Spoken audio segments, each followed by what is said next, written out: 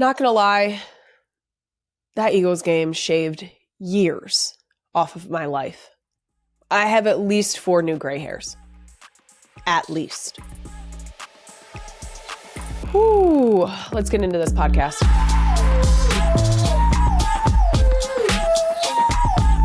Welcome back to Not Gonna Lie, a Wave original brought to you by Dunkin. I'm your host, Kylie Kelsey, daughter of Big Ed and Lil Lise, future minivan driver, and the new owner of a butter pecan friendship bracelet that I got last week at the Late Show. I know. It's Dunkin colors too. Gosh, you guys get me. As always, make sure you follow us on social at NGL with Kylie and subscribe to the Not Gonna Lie YouTube channel. Coming up on today's episode, the NFL playoffs are an emotional time for fans. But today, I want to help out all the relatively sane partners of fans who simply married into the madness with some tips on how to be a good sports spouse. After that, I'm so excited to be joined by everyone's favorite pop culture queen and the woman behind the not skinny, but not fat empire, Amanda Hirsch. Another person I have no business speaking to. But before we get to any of that, I'd like to start things off with, can I be honest? With only a couple months left to go, I'm in the final stretch here with baby number 4, so I figured I'd get honest about preparing for my 4th baby versus my first. This time around, I've done nearly nothing.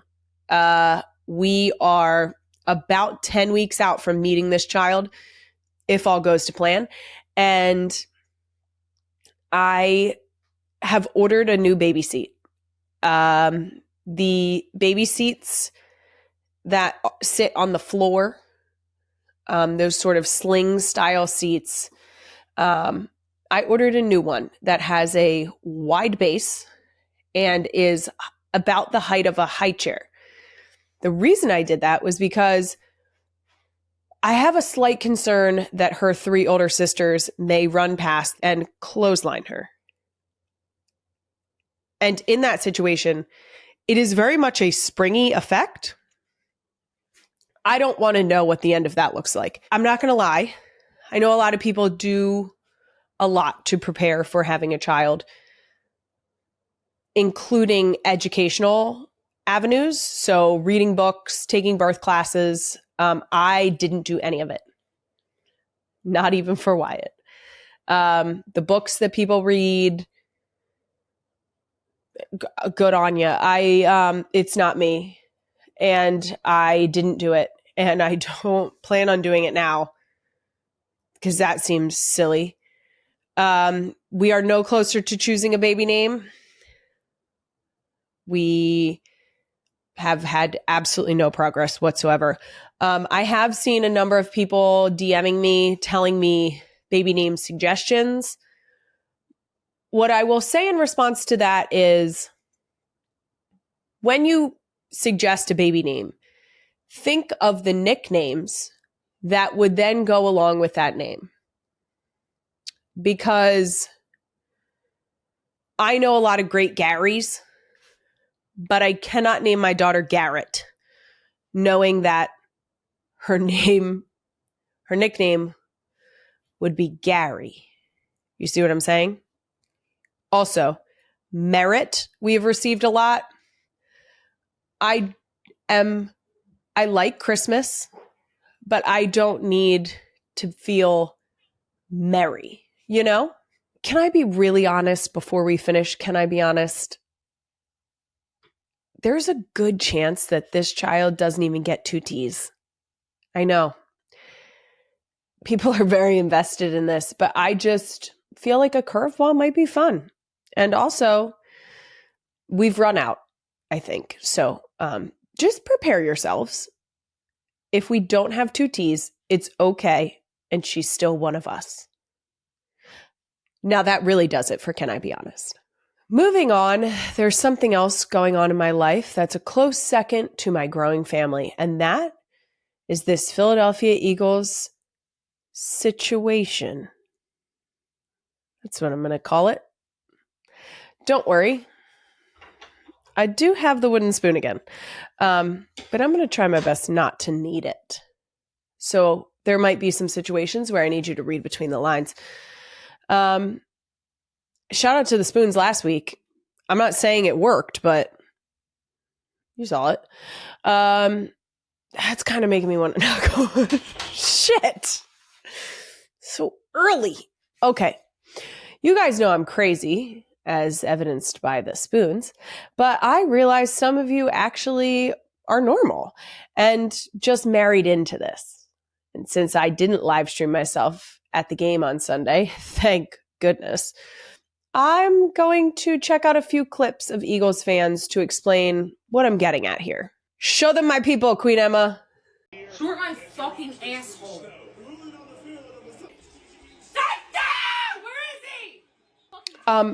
It's the pacing and yelling for me, and the cursing at the TV as if the person can hear you. A lot of middle fingers are necessary. It just feels good to flip a hard bird. Everybody knows that. I like when there's tears, but you can't tell whether the crying is happy or sad tears. If you're dealing with a similar level of fandom in your home, I want you to know that I'm here for you too. Here are my tips on how to be a good sports spouse.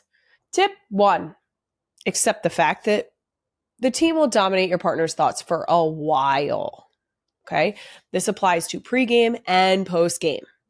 Okay? Pregame, they're going to need to be getting mentally ready for anything that could possibly unfold. And then postgame, they're going to be watching highlights at 6 a.m. at full volume. Okay? Because who doesn't want to relive that Saquon Barkley run for a touchdown with snow on the ground? God, that was beautiful. You may ask your spouse to take the dog out and suddenly hear them screaming, "Go Birds!" at the neighbors. That's a bonding experience. And I know that you might think that that's embarrassing, but that's camaraderie between neighbors. That's going to be the neighbor that sees a package out front and snags it for you to make sure it stays safe. Okay? That's that Go Birds bonding. Don't be embarrassed about that. Okay? It's a perk. This next tip hits very close to home. Number 2, don't question our superstitions. We know we're being irrational, but whatever gets us that W, that's what we're doing.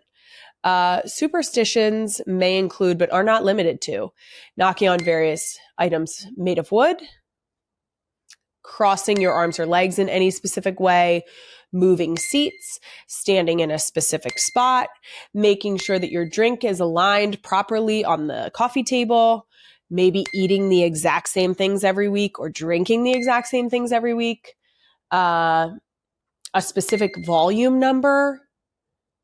I know that this all sounds a little outside of the box, but you just need to be supportive. So instead of calling out our sickness, I suggest playing along or honestly taking the day off.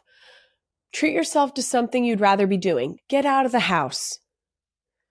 But if you're going to be in a shared space with the spouse, you need to be there and you need to be supportive. Okay? And that includes superstitions. Number 3, if the team loses, give your partner time to grieve, aka the cry it out method that Queen Emma very nicely pointed out. Very similar. I would say that we probably need to live by the 24-hour rule, which is something that a lot of athletes personally live by. But in the playoffs, very different. Very different. You're going to need days, okay? Days to dwell on it, to maybe rewatch some of the clips, figure out where they went wrong,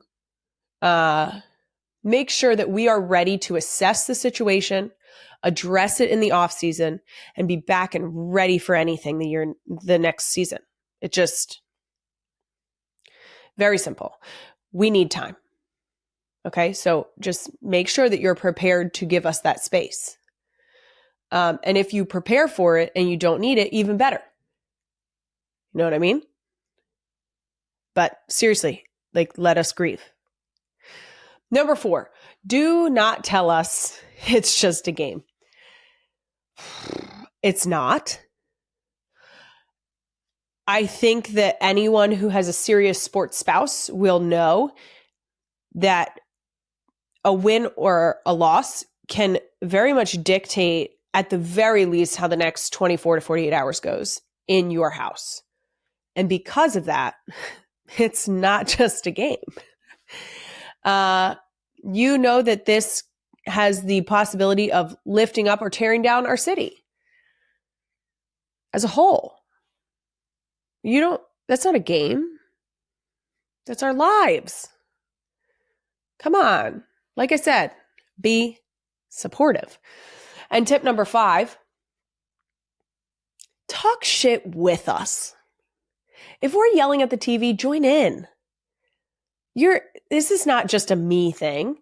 You are more than welcome to yell not only positive things, but negative things as well, as long as you are directing them at the people who deserve them. Without fail, you can do that to the opposing team. Even if the opposing team has not done a single thing to piss off your spouse in the last, let's say, 3 to 5 minutes, you can still hit them with a, fuck, how about them? It will still be well received. Because at that point, we are just hunkered down, anything and everything against our opponent. Okay? So, take note. Bonus, if you dare to take us to a watch party, give people fair warning. Do not take a crazy sports spouse out of the house into someone else's home and expect that the friends you're going to spend the day with have seen what they are about to see. So you should engage in a full warning. You should probably take gifts or high reward foods because they deserve a thank you for putting up with something that you agreed to when you said I do. That does it for my tips on how to be a good sports spouse. If both people in your relationship are intense fans, all I can say is good fucking luck. And go Birds. I'm getting a knock on wood for that one. Probably one up here too, just in case. This week, we're throwing it all the way back to 1998 with... Now that's what I call Dunkin. Are you ready now? For an entire list of Dunkin's hottest drinks and treats all in one powerful ad read. Now that's what I call Dunkin Volume 1.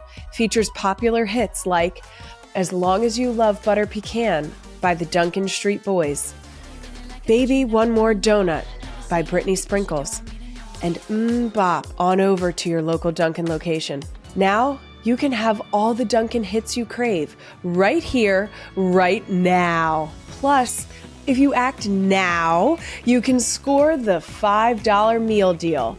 2 wake-up wraps and a medium hot or iced coffee, all for just $5. To order any of these, make sure you call the number on your screen, and when you realize that it doesn't work because it's not a real number, order on the Dunkin' app or head to your local Dunkin' and order in person today.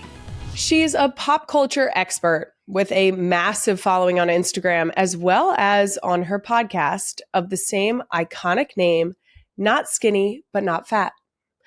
She's also a red carpet correspondent, a mother of 2, a wife, and one of the funniest follows out there, Amanda Hirsch. Welcome to Not Gonna Lie. Thank you. That was so nice. Thank you. Thank you for having me on like the #1 podcast in the world, Kylie. Barely. Stop. It is. I started following you when the Emma Stone clip came out. Hey, nice to meet you. I love your pod. My what? Podcast. You do? Your pod. Goodbye. Everyone, I quit for the day. Your reaction was so chill and yet so perfectly hype. Like there was this underlying just like, I've made it. And also like, we can leave it. Like just like the quick wit of like, we can go. I'm done here. Was outstanding. The vibe passed. I know. That was Emma Stone. Listen, when I met her, I was working that event. It was like a Veuve champagne event. And until that night, the big guest was supposed to be Margot Robbie, which is obviously a very exciting interview as well. And last minute, they got Emma Stone instead. And I was like, oh my God, I love her so much. And who could have ever thought in my life that would be what she would say, that she said, I love your pod, because everyone needs to know what she said.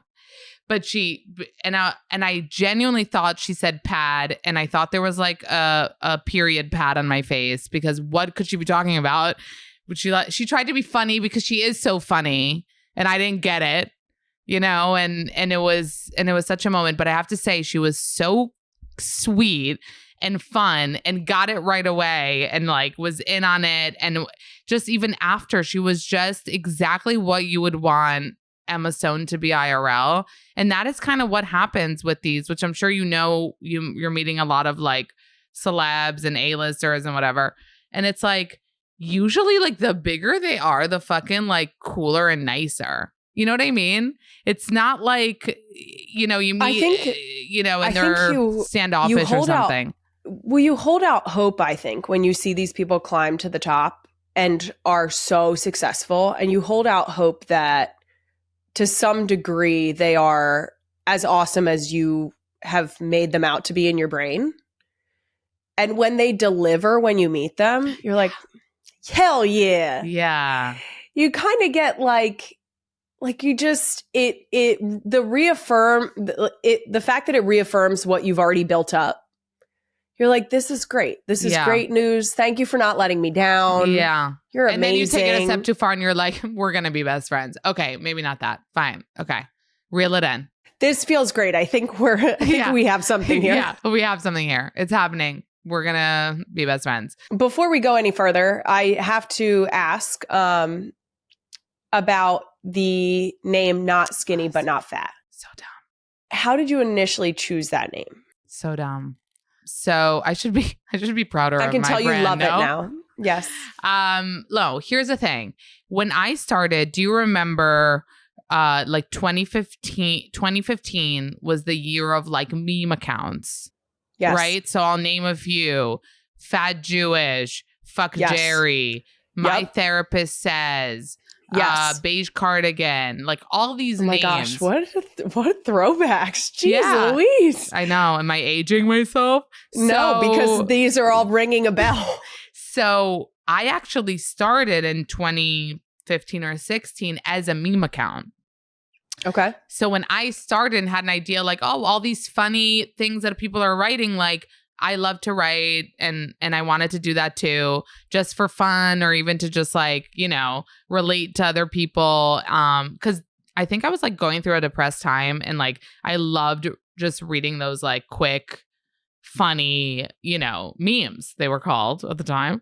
So I was like, those late night bedtime thoughts. I was like going to bed and I was like, I will open a meme account, like literally, and I will call it Not Skinny, literally just because my brain was wired in those names. Like everybody had a name that was like catchy and like, so, and I thought it was genius that my brain came up with this at night and started it the next day. Now, you have gotten the opportunity on your podcast to talk to so many different celebrities and reality TV stars. I always jokingly say that on the show specifically, you would be included in this list now of I get to talk to people that I have no business talking to. Is there one guest that you've had that caught you off guard more than others? In terms of like that you were shocked that you had the opportunity to speak to them?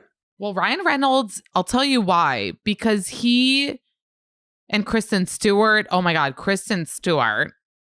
I was even more than Ryan Reynolds because she is so cool, right? You just see her and you're like, okay, coolest human on earth. That like, even with Ryan, I was like, okay, he has some like basic bitch millennial in him, He'll say it. He is a basic bitch millennial. So Kristen Stewart is not. Like, to me, I was just like, she's too. Oh, and I was pregnant. Kylie, do you ever get this when you're pregnant, you feel less cool? 1,000%. Okay. So in my mind, Kristen Stewart came on when I was bumping. Like, I was so pregnant. And I was like, if I wasn't pregnant, I'd be like smoking a cigarette with her and like be like, what drug are we doing? Meanwhile, You know? you're like trying to say a whole sentence without heavy breathing. Exactly. How uncool is that?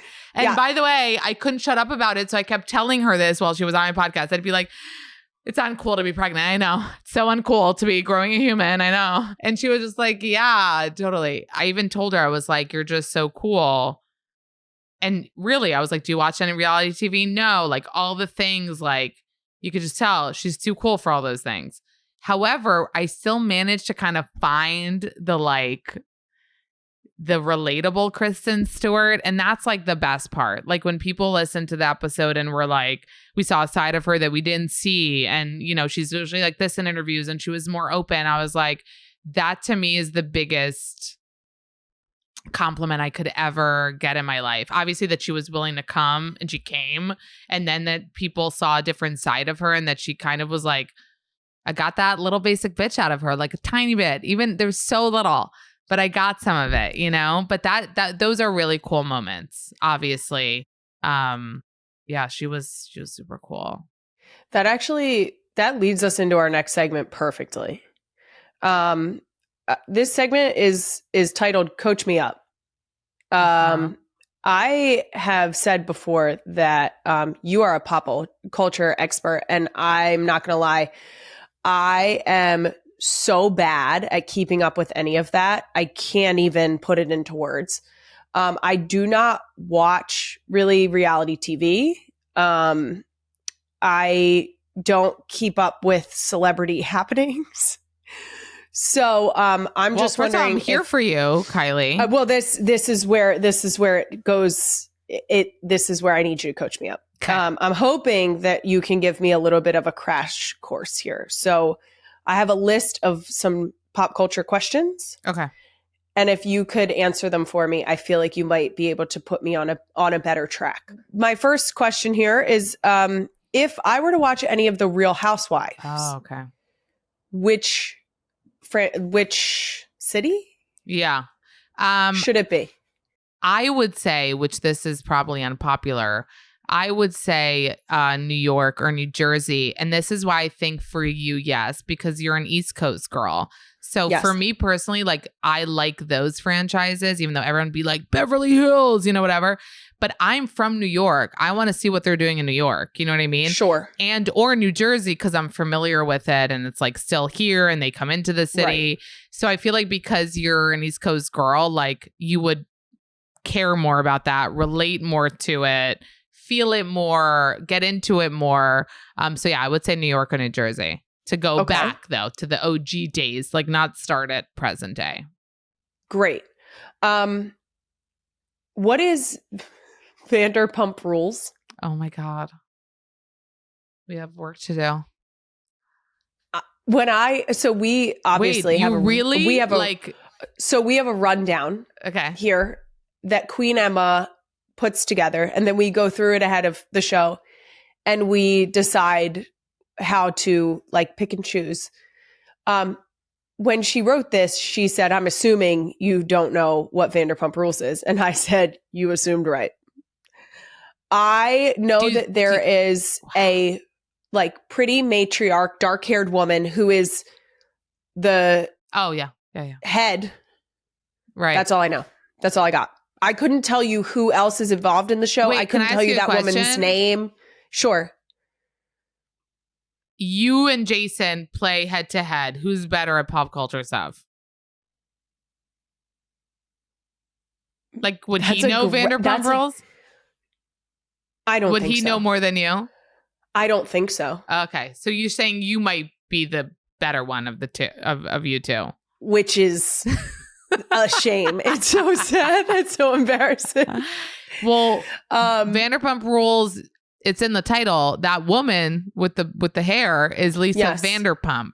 Perfect. This actually connects with easy. Our first question. She was on Real Housewives of Beverly Hills, and her business was managing a restaurant called Sir. And she was like, and the producers who would follow her would be like, wait, you have drama on the Housewives, but we see that your staff is like hot, sexy. They're all having sex or all whatever. Maybe we should do a show about them. And so she started producing that show, which then became Vanderpump Rules because she was the boss of this restaurant. All of the staff were like fucking each other, like doing wild shit. So it's based in a restaurant? Right. But they are like 45 now. So they haven't been working at the restaurant. Like there have been like 10 seasons or something. So, but I'm so glad that now you know. I'm like going to take this honor with me that now you know at least like what it is. I will take that knowledge with me. This is so bad. If I were to start watching any reality dating show, which would you recommend? I will say I have heard a lot about Love Island.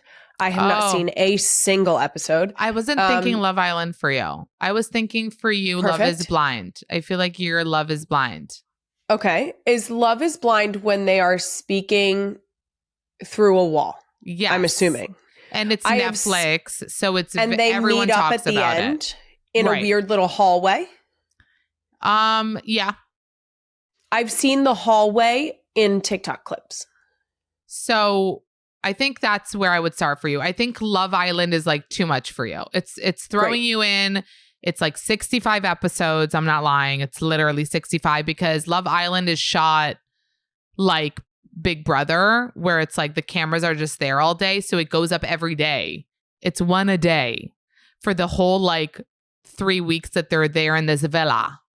So every day, it's literally a show a day. So they're literally like 60 episodes.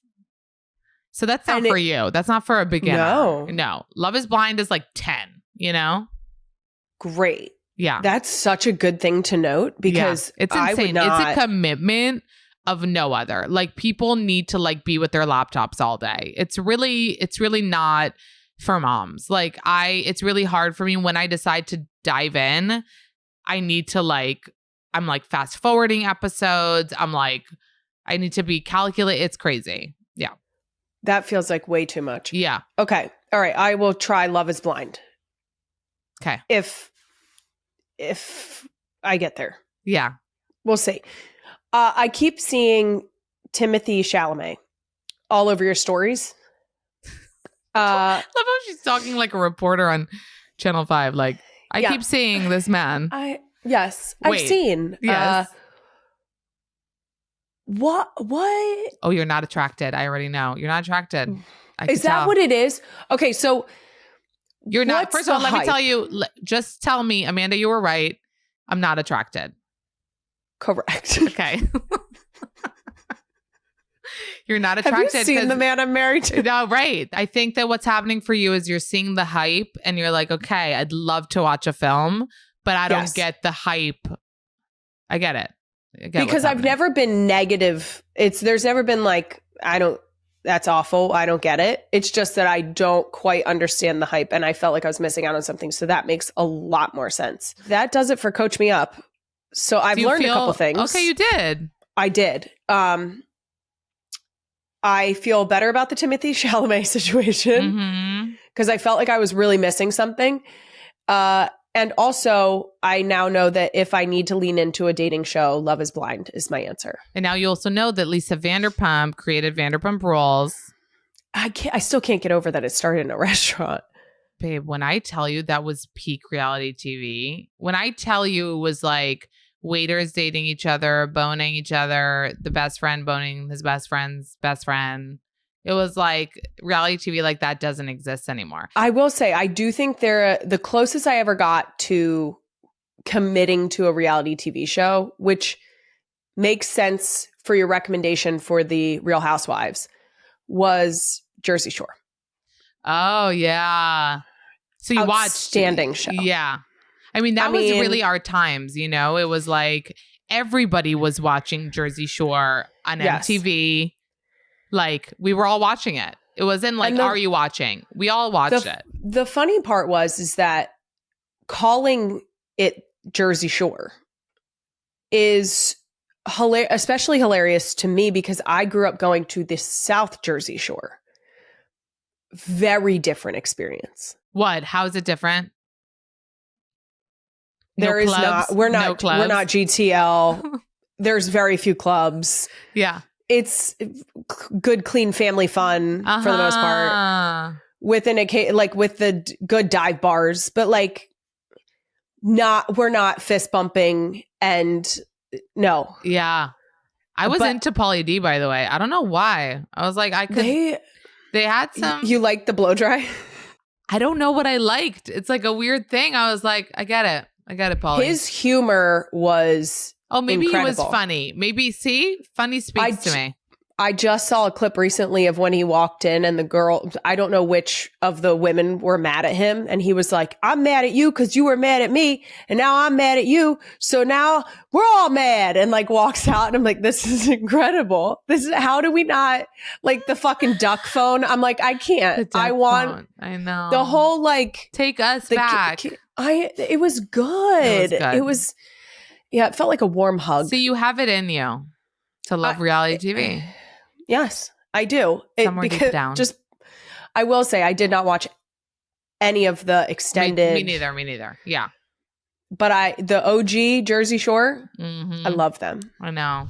And now for the third installment of our fictional Dunkin short film saga. Interior Dunkin 2018, Kylie's bachelorette party. Kylie McDevitt, soon to be Kelsey, stands in the middle of her old stomping grounds for one last hurrah.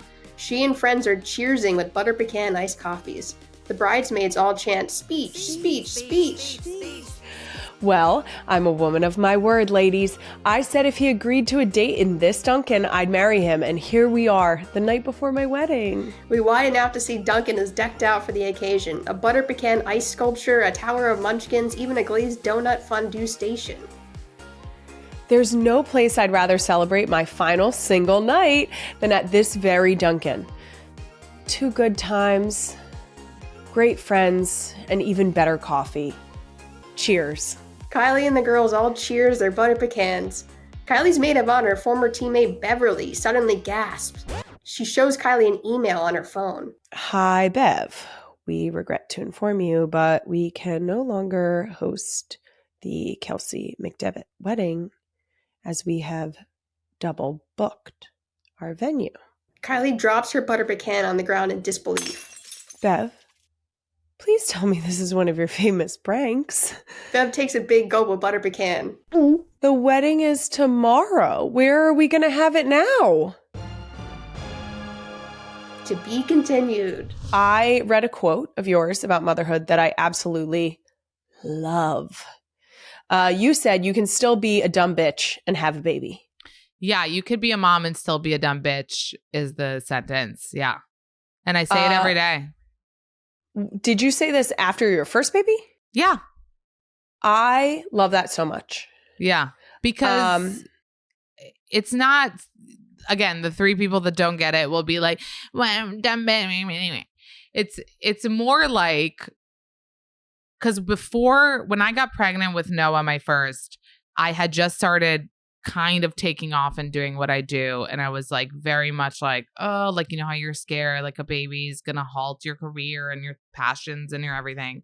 And I said to myself, like, you're going to keep doing what you're doing. You're just going to be a mom, but you're going to keep doing the dumb shit. That's how I talk to myself that you do. Like, you're going to watch reality TV. You're going to take selfies. You're going to, I even told myself, which is so weird that I actually ended up doing that. I'd be like, you'll breastfeed that baby. And as you're breastfeeding, you're going to fucking talk about what's happening today. I kept on doing my shit, meaning like you don't have to be a mom. And the minute you become a mom, only care about mom things, do mom things, baby stuff, like not know how to have fun anymore, not care about dumb shit, not have your hobbies, your friends, you can do all that and be a mom. It is the most selfless thing you will have to do in your life. Like it is to some degree all encompassing, right? Like at any point in the day, you do have to always be concerned about the tiny humans you're responsible for.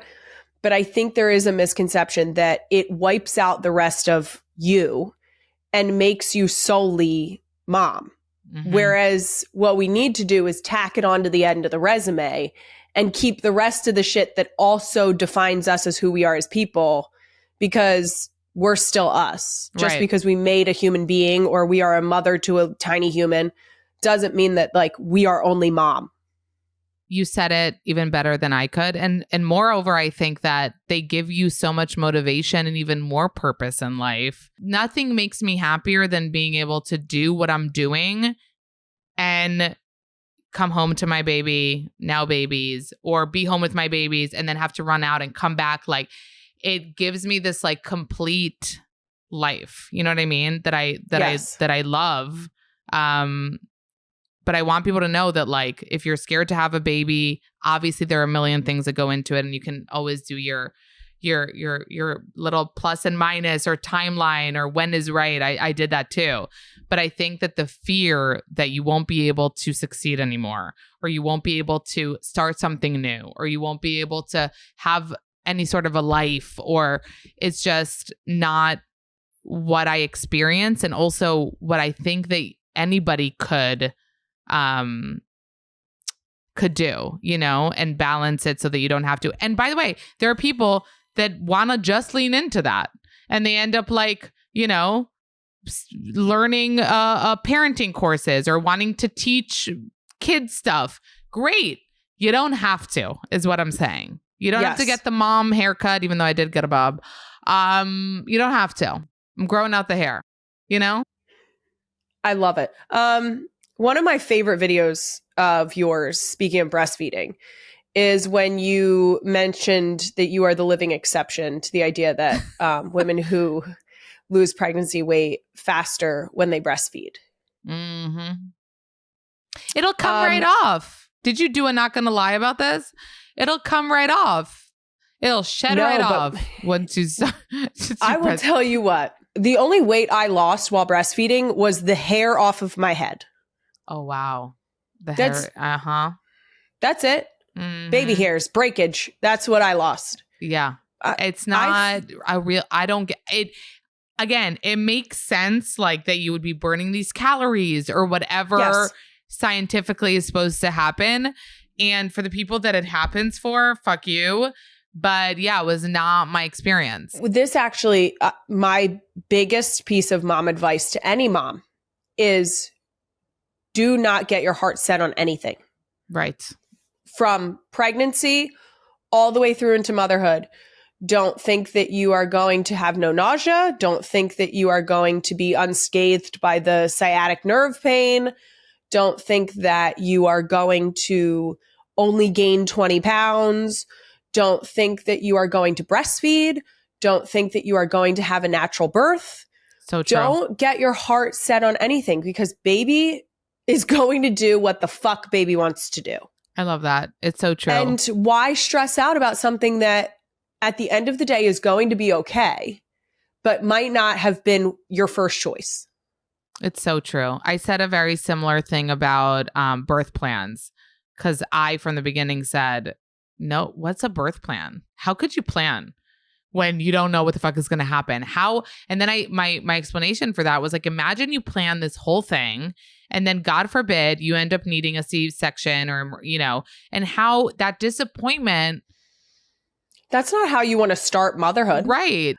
Something else I think we have in common. I saw the other day that you posted an Instagram story about your oldest saying fucker and you trying to get him to say Tucker.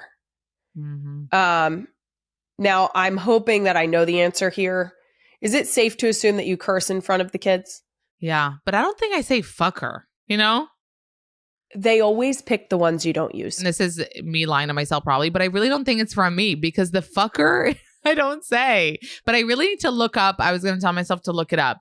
I think what I'm assuming the right thing to do is not do what I did, which was laugh and like be like no or yes. But you know what I said to another mom the other day? I was like, him cursing is like the least of my problems. You know what I mean? Like, absolutely. Like me and my husband even agree on it. Like, we're like that. Yeah. To other people, they're like, that's crazy. But I'm like, him saying that word that he doesn't know what it means. Yes. Really is not at the top of my, like, we need to, you know, take care of this with Noah. You know what I mean? But I think what we're going to do, because it is happening, I am sure, Kylie, I'm positive he's not doing it at school. So like, I'm not worried, because he's way more scared of his teacher, which is like, I need to think about what I'm doing wrong here. But Yeah, he wouldn't do it at school because I've said to him, like, should I tell him your teacher you're saying that?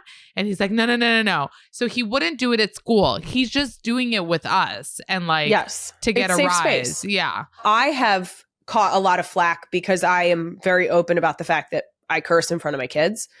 I firmly believe that I don't quite understand why we have to give those words so much weight in pretending that they are like offensive to kids, and my kids know that they're grown-up words and they don't use them personally and all of the stuff. Yeah.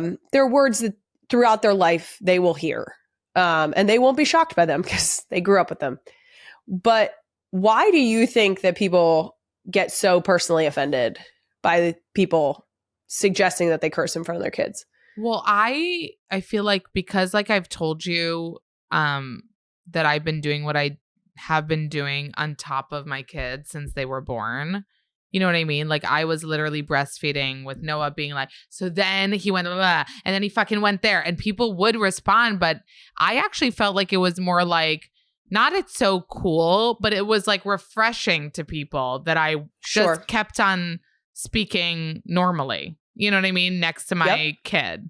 And I think the words, like, again, to me, fucker isn't crazy. Like it's the F word, you know, but to me, like if he was putting someone else down, I would be way more upset. You know what I mean? Like if he was, I feel like it's not, if he heard at home that we were speaking not nicely to each other and calling each other names, you know what I mean? But the cursing that we do is more like a fucking this, a fucking that, which isn't great. And I'm not saying speak like that all day, but I would take it way more seriously if he was coming to kids and calling them stupid or dumb or just any insulting word, you know what I mean?